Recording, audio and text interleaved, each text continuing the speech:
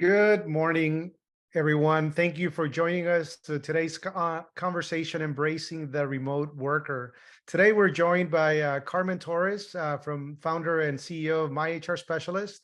And we also have with us Oscar Rivas from Rivas Law Group or Rivas Law Firm.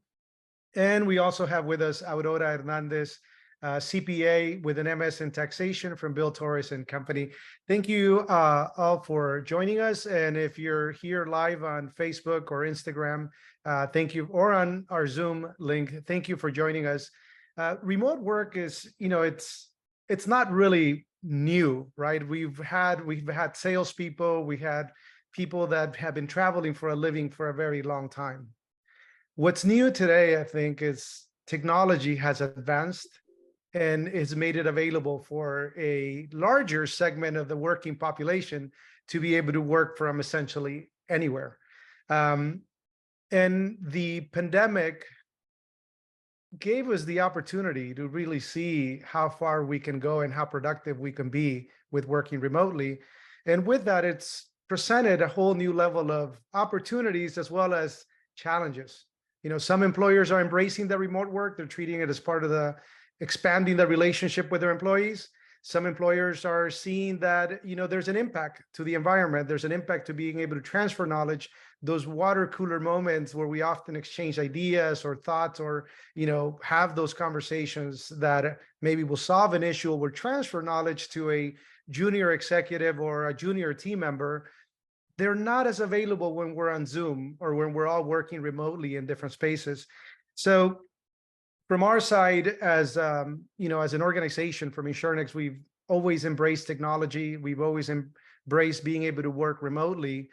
And as we're expanding into that, we're also noticing that there's some challenges that come with it. Workers' compensation coverage is one of them. If an employee is traveling to a different state, if an employee is traveling to a different country, there's different exposures from that person being injured or labor laws where they applied.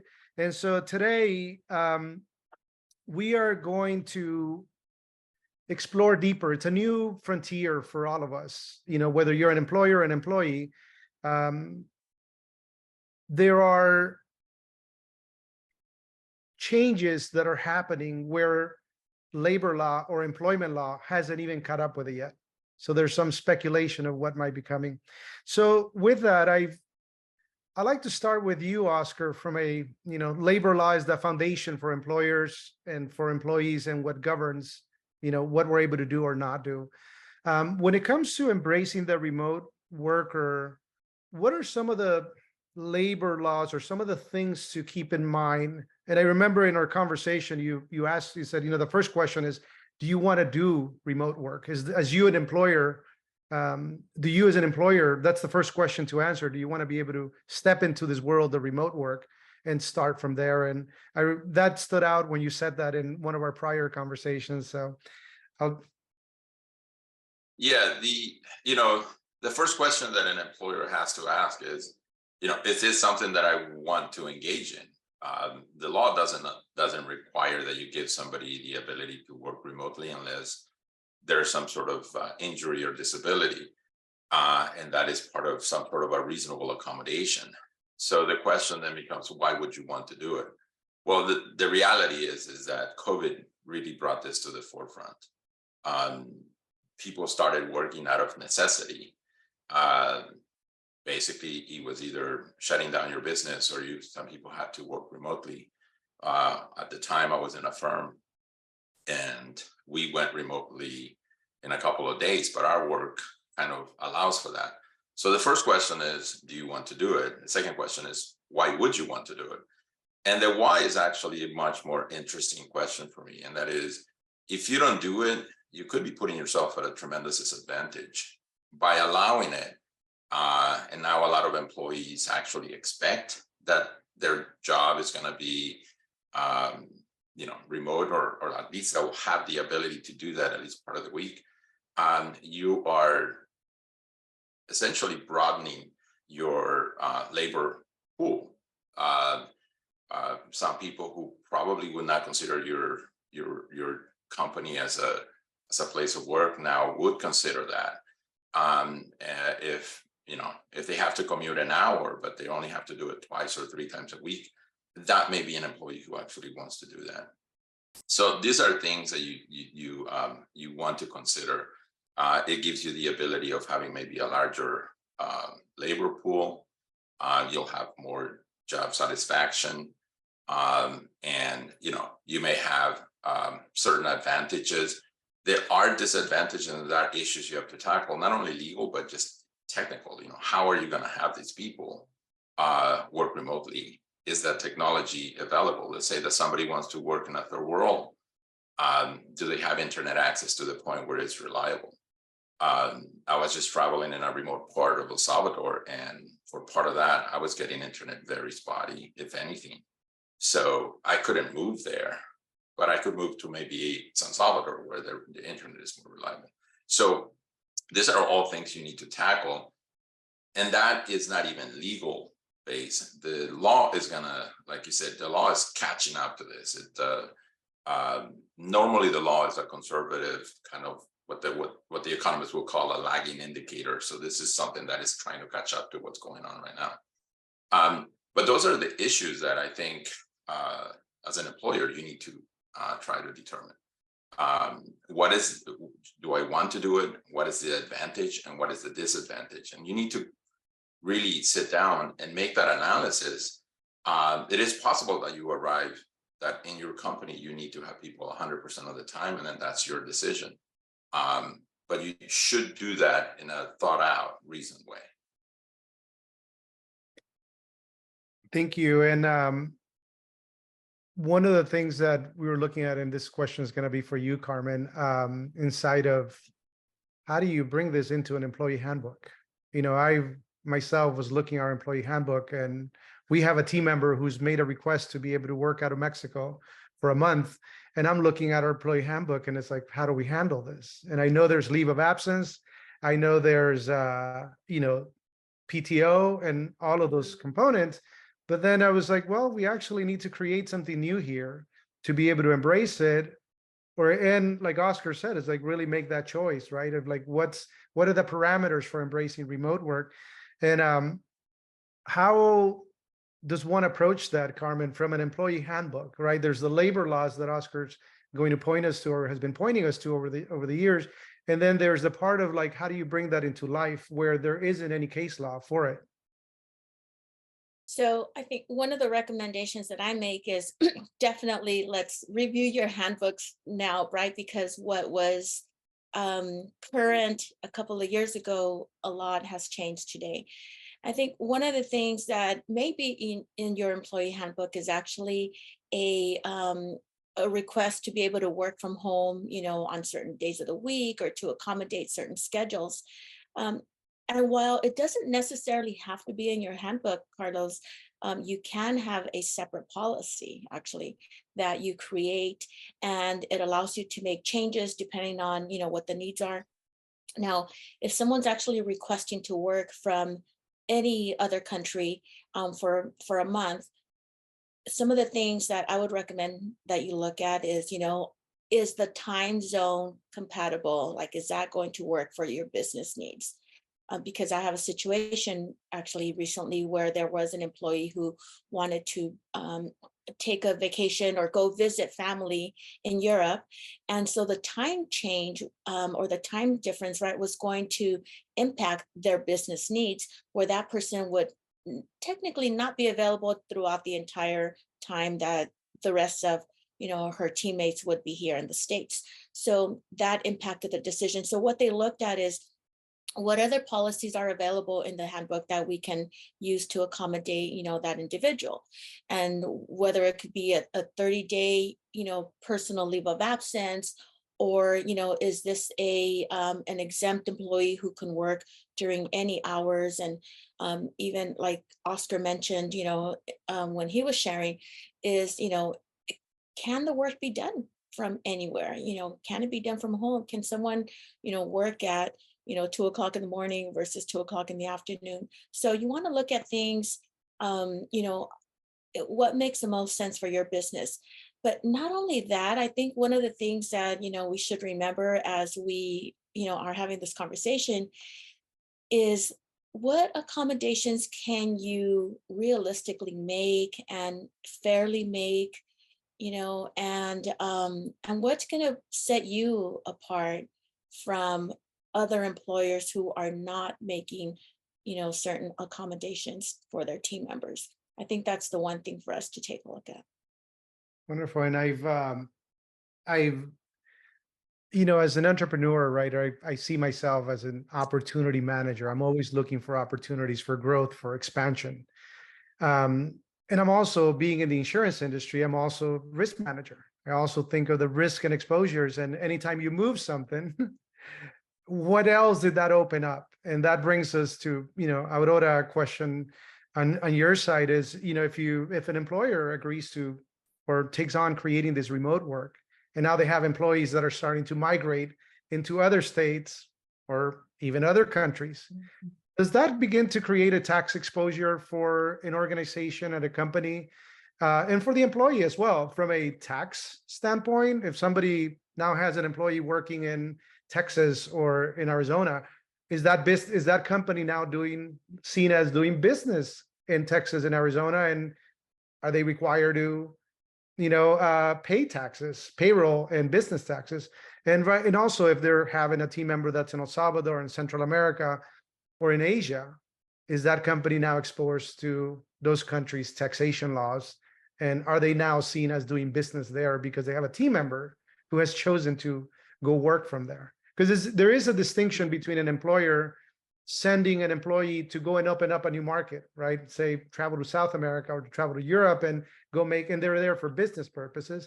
And there's a distinction between when an employee says, I want more flexibility, more lifestyle, and I want to work from this other, physical, geographical location. Yeah, they both open you to income tax.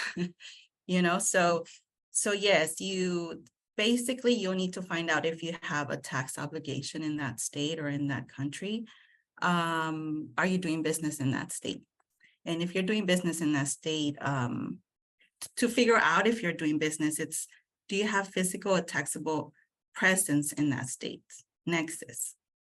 So pretty much, for the most part, one employee does create nexus in the state, and you will have to file a corporate income tax for that state. Yes. And then for employees too, if if they decide that they want to move to another state and work remotely over there, they'll have to figure out if they have to file, let's say it's a California employee, you want to move to Arizona, you'll need to file a California income tax return as a resident and a part year, Arizona income tax return as a part year resident. It just really depends. It depends on the states too. So it does create an exposure. You have to look at it. You have to be able to look at, do I now have a tax exposure? Correct. Is it similar for the employee as well? Does the employee need to do anything from their end if they're moving to a different state that they need to consider from a tax standpoint, or? Yes, they will have, exactly. Well, they will have to, are they moving there or are they just remotely working? It depends, because each state has their own rules and if you're considered a resident or not, depending on the days that you are there. So if you are there 60 days, 100, it depends on each state on what considers you a resident. What gives you, what there's a period of time of when it applies, if they're traveling through or just visiting, or they're actually moving there. It just really depends. Yes.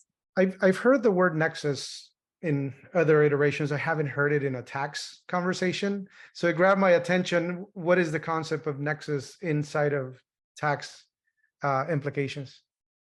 Yeah, nexus is physical taxable presence, right? So for a corporation hiring or having remote employees, does that, just having one employee there, creates nexus.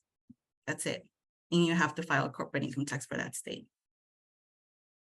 I know from a workers' comp standpoint is a no-fault system, right? So if an employee is working from a different country and the employer has signed off on it, then the employer is liable for workers' comp benefits if that person gets injured in a different country. Say, for instance, a team member relocates to South America to work from there, and the employee has been contracted from California and they get injured while they're there, they could still file a claim against workers' compensation.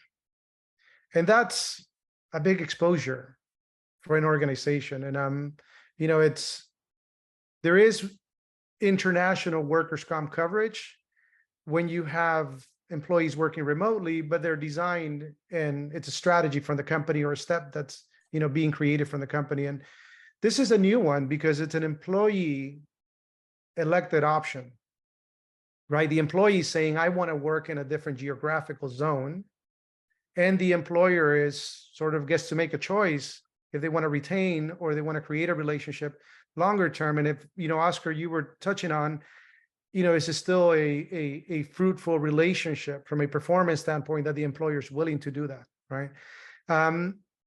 And I'm wondering how that's going to get treated over time, because these are employee elected options, but it's exposing insurance companies on a more global basis. Is there, Oscar, from an employment law standpoint, are there any laws that would support the employer in limiting that exposure? Because the employee may say, I want to go work out of El Salvador and I'm headed there, but the employer may not want that exposure. Could they convert that relationship, because the person is now geographically in another country? Could they convert that relationship into an independent contractor? That's an interesting one. Actually, I thought you were going in a different direction on that one, but the answer is potentially yes. But it depends on essentially what law you think you're going to apply. I'm sure that anyone who's done employment law in California knows that AB5 just made it basically impossible to have independent contractors unless you truly have independent contractors. And we're here, the traditional ones would be your roofers, your plumbers and stuff like that. If they're working in your traditional businesses, they're probably employees. That's pretty much what AB5 did, which was essentially a codification of another case. But so the question would be, then the analysis would be, if this person were to sue, can I make him an independent contractor under Salvadorian law, or does California law apply? And in which case, and I have to face those issues. That's something that needs to be done on an individual basis. I do not know Salvadorian law. And I think if you're a small company, then probably you don't have the resources to know that. But let's say that you really want the employee, maybe you want to devote the resources to find an answer and essentially control that risk, find a way. So in other words, if you're going to allow it, at least do it with eyes wide open, that you know what the risk is, and you're going to find a way to mitigate it, either through some sort of insurance, or you even decide to just go at it on your own. But you need to take a look at that and then figure out whether you want to allow it. The other option would be that if somebody really wants to go, and even if they're a good employee, maybe you don't want to employ that person. And at that point, you just sever ties. So these are questions that you would need to ask. And I honestly don't know the answer, because you would have to, let's say somebody moves to Mexico, a different set of laws would apply. And in terms of a lot of the laws that would apply in California, that nexus idea that Aurora is talking about, it's also presence in the law. It's essentially in the jurisdiction aspect of it, where, are you having sufficient contacts with another state for you to be subject to being sued over there? And in terms of employment law, California law is very, very, very protective, if not one of the most protective in the US. So if you can get away from this law, and maybe somebody moves to Texas and you want Texas law to apply, there may be advantages to that. Unfortunately, right now, we just don't know what the hard and fast rule is. The closest case that we have is the Ninth Circuit decided about 4 or 5 years ago on a case of the stewardess who just essentially came to California and stayed here for a little bit. There was also a salesperson who came here, and the court had a really tough time saying, you know, at what point do you say this is a California employee and California law should apply and all the protections that come with it should apply? Or is this person just transitioning through here? And there's not a clear rule, to be honest with you. The stewardess is governed by federal rules, so I forget what the ruling was there, but the salesperson was here long enough, I think, for California law to apply. So there are a lot of risks that you have to manage if you're going to be doing that outside of the state and outside of the country. Within the state, you sort of know what rules will apply. Then you have to worry more about, you know, the expense, the reimbursement of expenses for somebody working, because you have to take care of that. How are you going to ensure compliance with meal, rest breaks, and all these other things, recording of time? So you want to make sure that you address that in whatever policies, you know, Carmen is going to be drafting for you, because you want to make sure that these things are addressed and not left unsaid, because if they're not, generally the employer is going to be at a disadvantage. And if I may add, you know, what Oscar is saying, imagine that's just for one of your employees. But now imagine if you have, you know, another handful of employees who learn of the accommodation you've made for one employee, what is their ask going to be? So there's so many things to take a look at, because at the end of the day, what we want to do is whatever we allow one employee to do, we want to be able to allow it and, you know, apply it to all of your team. Again, you know, just to out of fairness and, you know, equality in the workplace, that's going to be critical. And, you know, and while we're talking about embracing, you know, the remote worker, right? A lot of the things that we're sharing, it's scary. It makes you feel like, oh my gosh, why would I want to embrace the remote worker? So, I mean, there's definitely, I think just from our perspective, you know, from viewing this as from the space of compliance and all the legal requirements. And I think more than anything, it's really about just knowing what your options are, like knowing what do you have to be aware of when you're going to embrace remote workers, because there are pluses to that, right, Carlos? There are, and you're bringing forth a whole concept of knowledge is power, right? Knowledge gives you access and awareness. Otherwise, you could step into a landmine and have a claim resulting for it. And I love what you're both sharing. One of the things that comes to mind is, as you embrace remote workers, is it a custom tailored relationship for each one? Is it a one rule fits all? And Oscar, a question back to you is, does it create an employment practices liability, how you design and structure these agreements? Because now you could have a special arrangement with one team member that may look different for another team member. Is that now creating an employment practices liability where, you know, somebody could say, I'm not being treated equally or fairly or like my other team member? Absolutely. You want to make sure that you have kind of a general rule.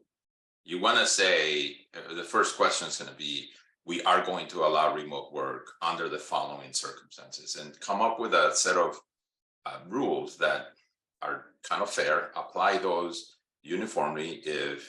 If Carlos comes and asks, or Aurora comes to ask, or Carmen comes and asks, the rule will be applied uniformly across that, so that Aurora can't say, well, you know, Carlos is being treated a little better here. So you want to make sure you have that policy that just has a general rule.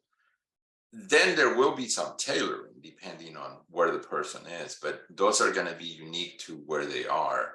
But you want to make sure that the policy is well thought out. I just worked on one last night where a company is going to permit work. They pretty much went remotely almost 100%. And then their view is that they need to bring people in, and they met a lot of resistance from the employees. And they basically said, look, we're going to come up with this policy, implement it, and just enforce it. There will be exceptions.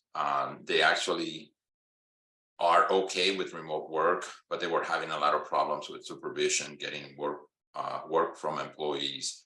And so that they've put stuff in the complaint and in the policy that kind of addresses those issues. You have to be performance-wise, you have to be, in good standing, attendance has to be good, and all this other thing. So, and also it addresses reimbursement of expenses for anything that happens. It addresses actually workers' compensation.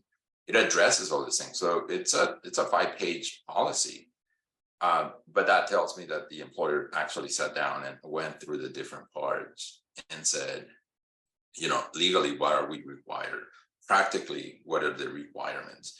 And so, what are the feasible, technological aspect of it? So they went through all of that.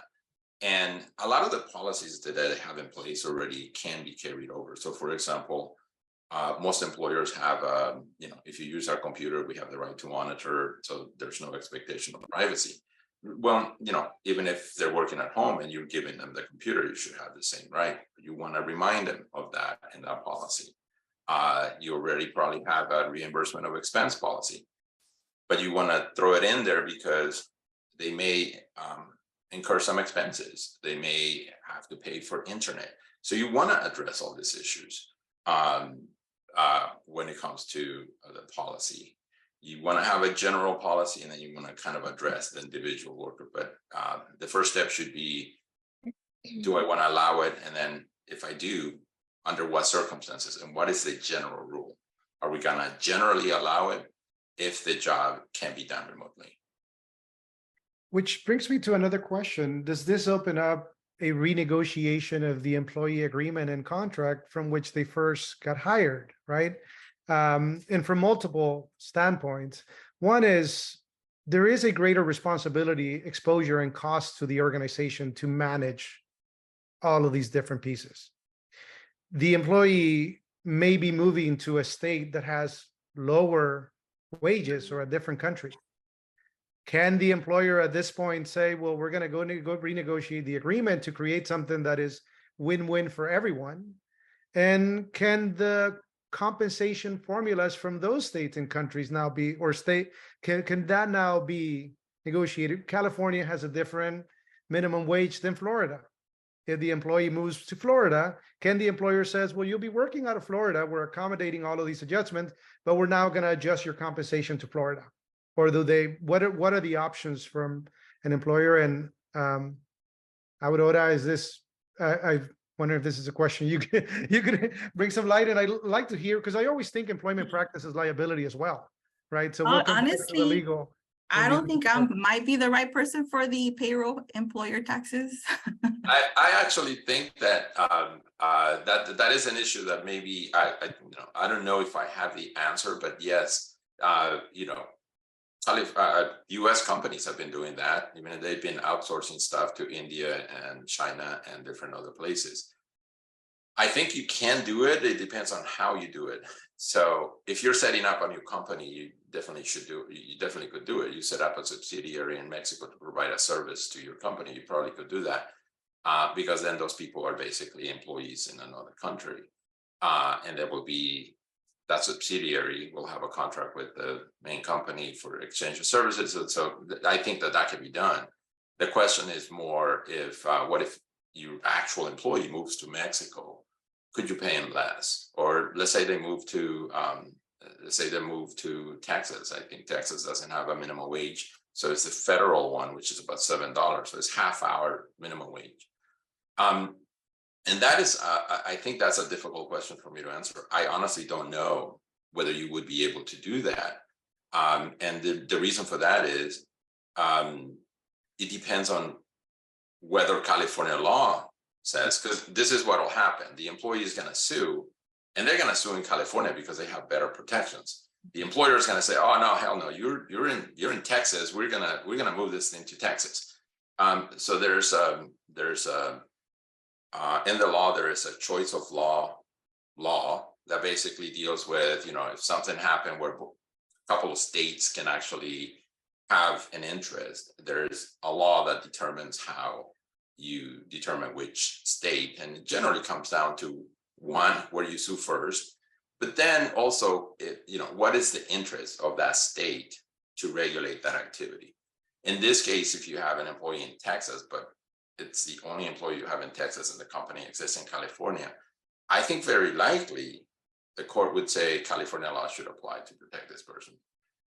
They're there only for whatever reason. The job is essentially done. Well, the part of it is done in Texas, but the impact and everything is in California. So we're going to apply California law. But that's a risk. We don't know for sure whether that could happen. Now, you could try to, I guess, manage it through some sort of agreement, but California law also has dealt with that and actually says that you can't deprive somebody of California protections through an agreement. So even if you have an agreement, it's invalid from the get-go, so it won't be enforced.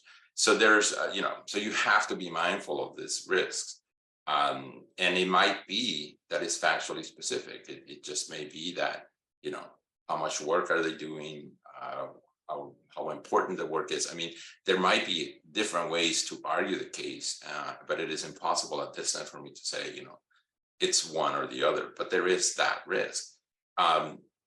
One way to just mitigate it would be, we treat that employee as if they were in California. We pay in the minimum wage for California. We give them all the protections under California law, and chances are we're good. So these are things that you would need to consider if you have somebody like that. But it's not a simple answer where the law has actually come out that I know. No case has come out that says one way or the other. And I think, and to add to what Carlos is saying, to what Oscar is saying, is that you also want to look at, is the employee performing similar work as another person in your company? And if they are, then, would it be fair to pay someone, $20 an hour versus someone else, $8.50 an hour because they're in Texas, for example. So California, if I think that one of the things that can potentially come up is, well, if they're performing the same work, regardless of where they are, their expectations are the same, then, why would the pay be different? I think that's something that would be argued and something to take into consideration. Or a discrimination claim could easily come up. Let's say that the person in Texas is it's a woman, and the guy in California is it's a man, and traditionally, historically, women have been paid less than men. So, boom, you have a claim. We're under potentially federal law. So, because there is an Equal Pay Act under federal law, or a discrimination pay under Title VII, so you could easily end up with a claim that really doesn't matter whether you apply Texas law or California law, because it's a federal one and it's the same in both states. Where you file might be different, but the law is going to be the same. So you can face these issues just on that basis. So I think that it does raise some serious issues if you're going to do that too. And we have a few questions coming in, and if you're, watching us live or on Zoom, feel free to add questions to the chat or to the the Facebook or LinkedIn page. The first question we have is, if someone is an independent contractor, a 1099 team member, contractor, do any of these laws apply, or do any of these exposures change anything if they work in US or they go work abroad in a different country? But from the employment laws, generally will not apply to an independent contractor. There's just a couple of minor ones. Harassment, I think, covers independent contractors, but generally the answer is all of the employment and labor law protections do not apply to independent contractors. The ADA is the independent contractor is governed by the contract between the employer and employee. Other laws could apply, breach of contract, implied things, but the the Fair Employment and Housing Act, Title VII, all the other ones read as an employer owes an employee obligations. Assuming the independent contractor is properly designated as an independent contractor, you're fine.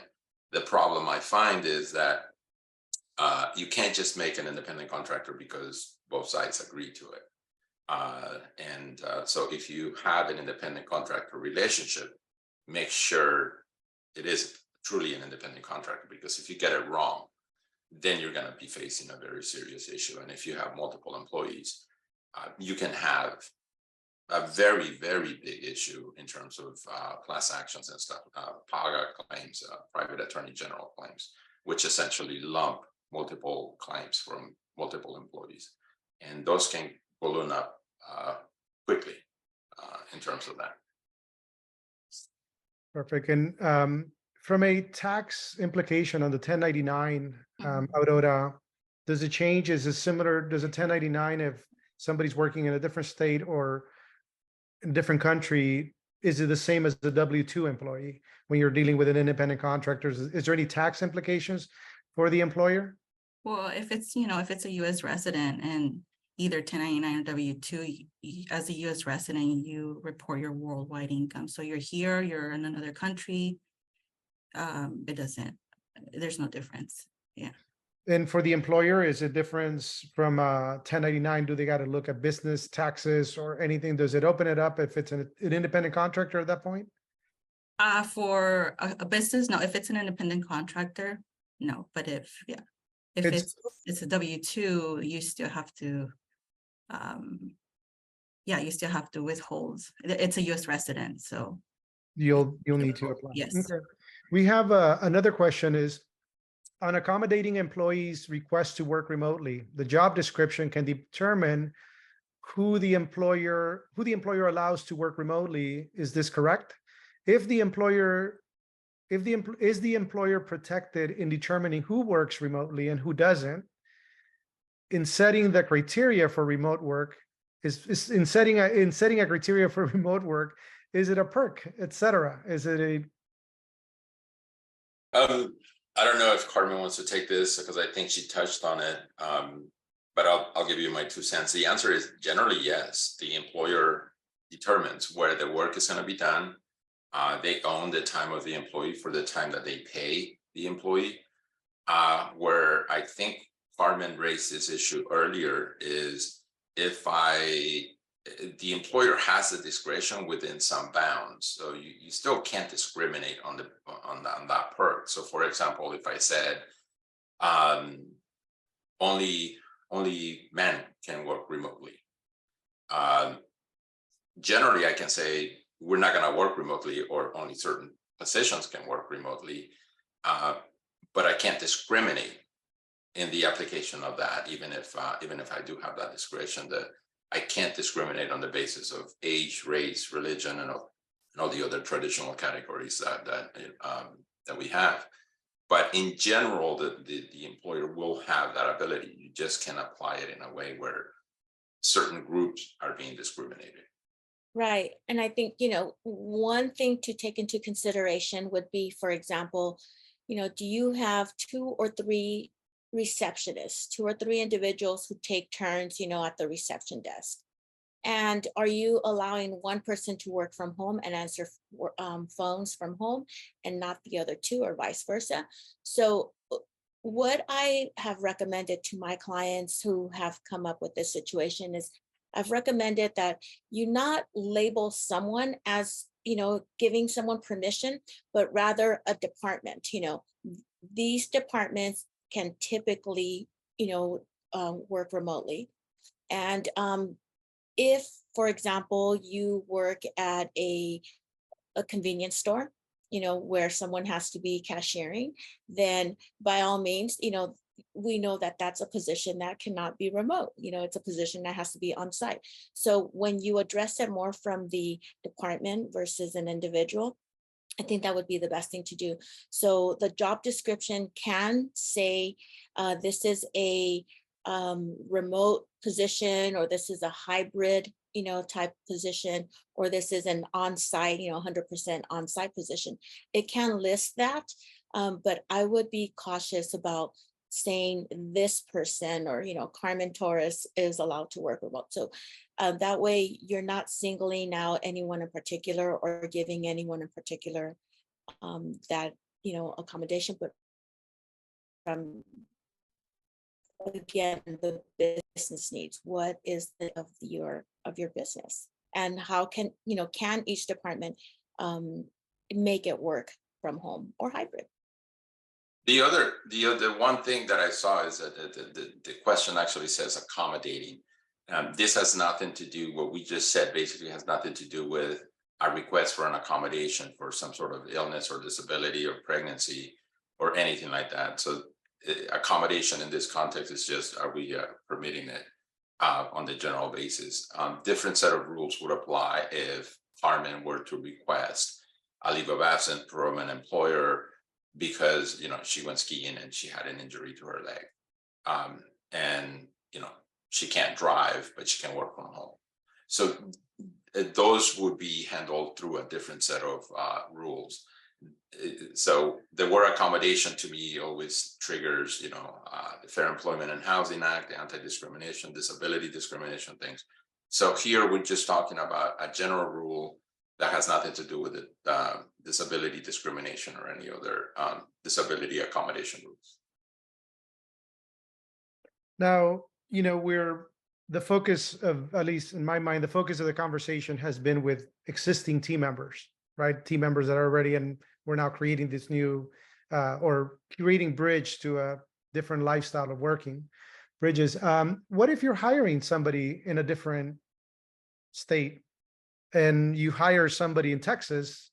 Because now with technology, and Oscar, you were pointing to, employers have a wider pool. And now with technology, we have a global pool essentially for those works that are more of, technology, driven within the service industry. Obviously a restaurant would not fit that category, right? But, now an employer can hire somebody in another country, remote work, remote assistance. They could also hire somebody in Texas where they could hire for a different pay rate than California. What are the implications in that? Because now the contract is being initiated with somebody in Texas or Wyoming, but they're being contracted for a company in California who may not have offices there. And from an employment law, I think I always think of employment law because that's the foundational piece, right? And I also think of taxes as well. Those are the two things that, we're governed by. And Carmen, you're dealing with how to apply all of this, how to bring it to life and create agreements so that it doesn't end up in a situation of a claim or a lawsuit. So, Oscar, if a company a California-based company contracts somebody in Texas or Wyoming, are they contracting them under California law, or are they now, is it Wyoming or Texas law? If they're paying the minimum wage or more than the minimum wage, but they're paying like Texas or Wyoming wages, Yeah. how does California play into that? Well, I think it depends on the work, but generally my advice would be treat this person as if they're a California employee. And the reason for that is if the company's, it's essentially in California, the work product is going to be used in California, and essentially the person is just occupying a desk in Texas, it is very likely that California law will apply. If you go the other route, the risk would be that you could end up with a very big surprise if that employee then decides to sue you. So you want to mitigate that risk somehow. Now we're assuming that minimum wage laws, certain meal and rest breaks, the amount of additional compensation and everything probably is worth the avoidance of the potential claim.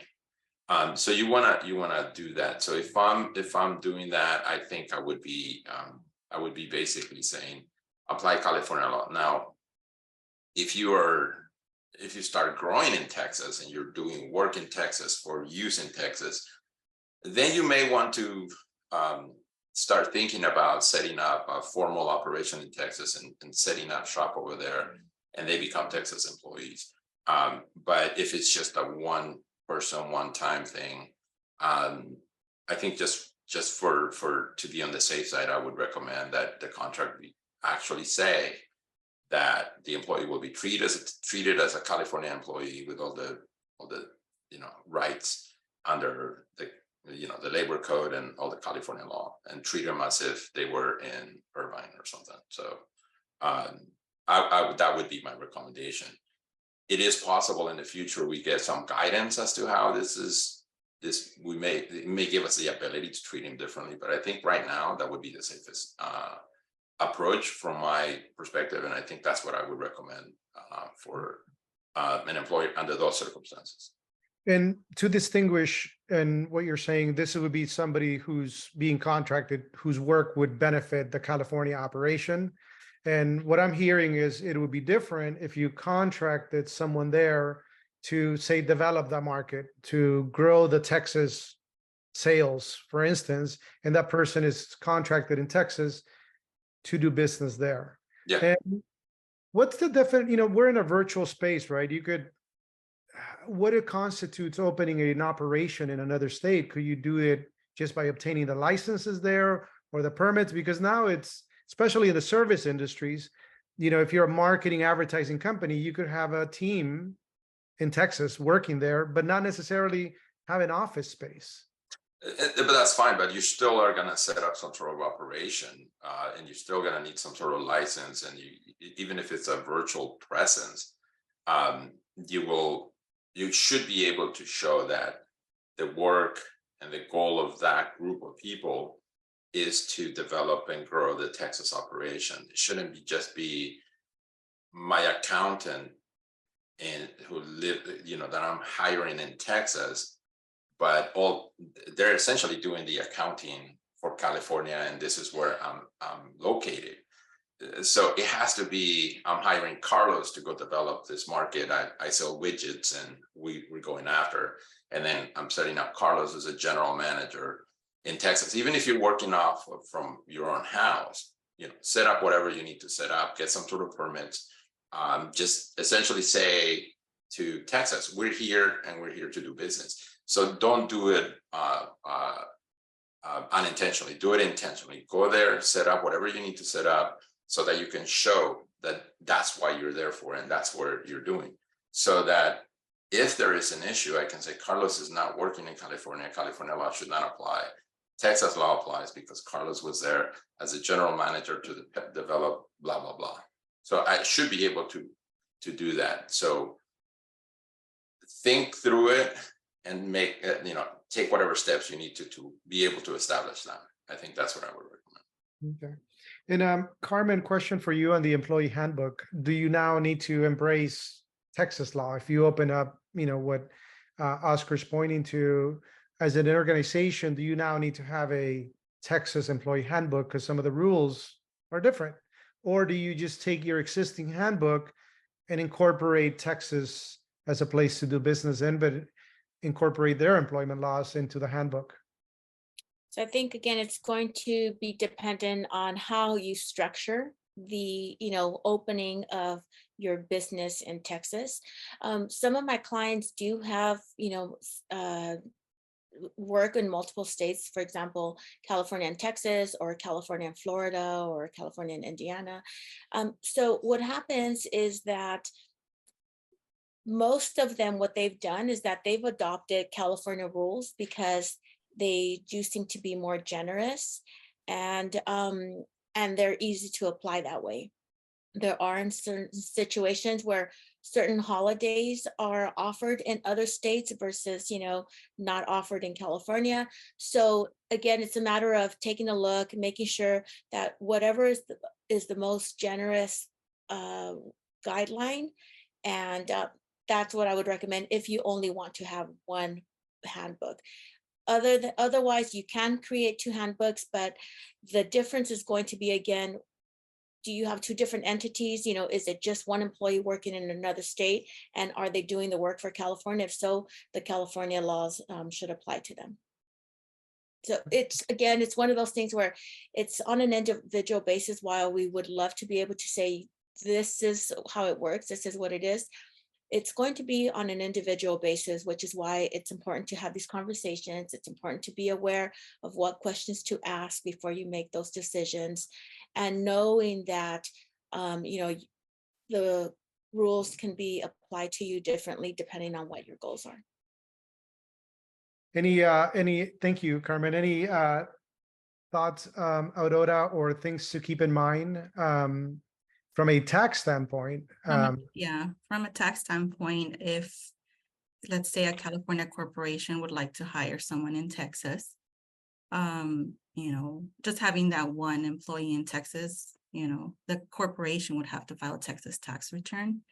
In Texas, there's no individual income tax. So the employee itself, they don't file a Texas return, but since they are being hired by someone in California, a company in California, they will have to file a California income tax return. For that, they'll have to source that wage that they receive from the California corporation. So it's clear we're touching in new frontiers, right? New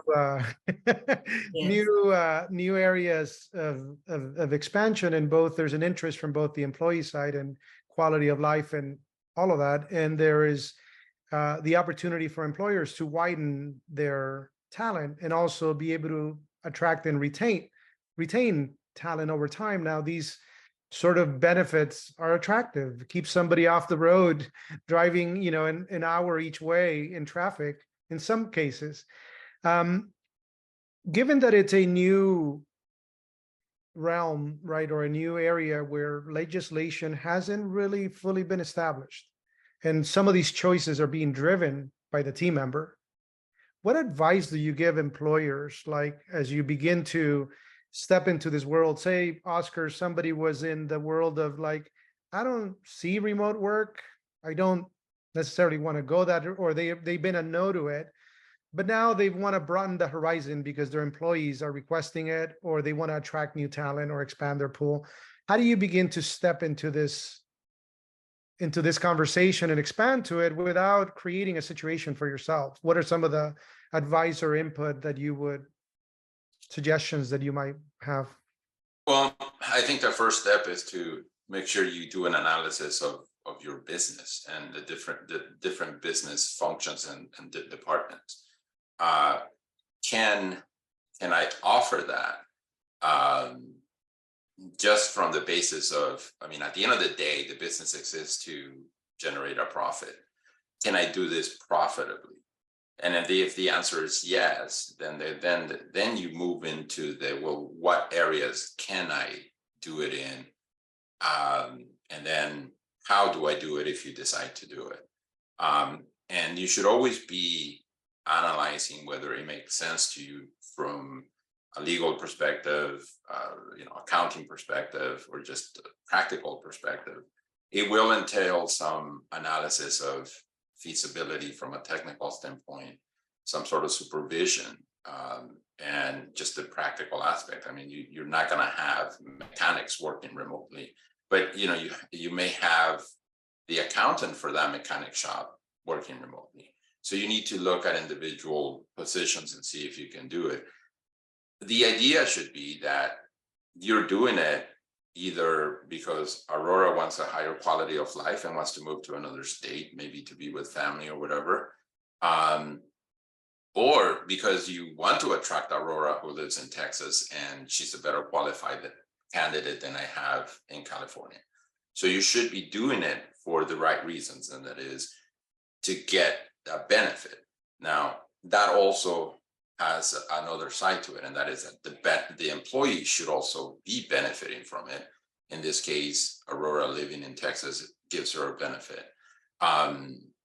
Better quality of life, maybe living standards are better there. So this is the part that she's going to be analyzing, but from the employer perspective is, why am I doing this? And job satisfaction, a better quality of life, a larger pool of more talent, those are the reasons why you should be doing it. It is not for everyone. It will create issues. As we've discussed, there's a lot of issues that it could raise. And if you're willing to engage in those and face those, you may get someone who's very talented, but that there's no guarantee of that. You also will be interviewing someone remotely.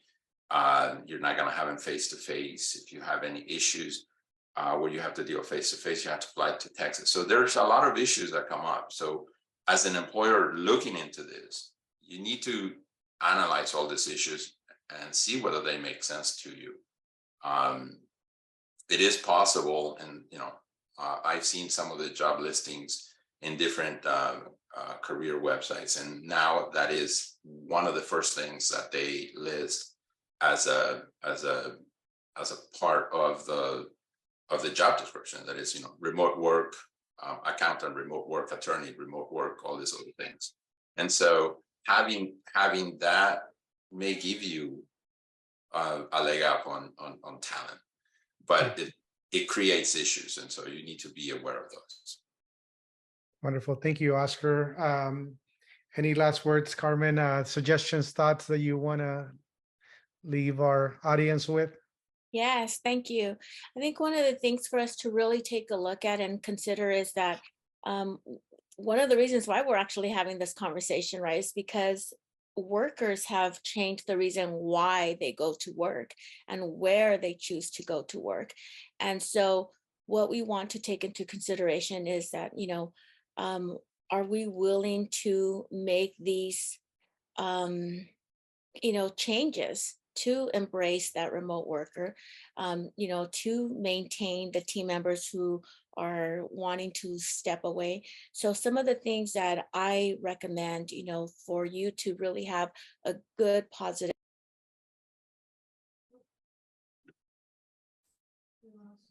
I think we might have lost Carmen's connection there. Speaking of technology, right, and the ability to work remotely, here's how technology can play a role into it. So Carmen connects back with us. Aurora, any thoughts, suggestions you want to share with our audience?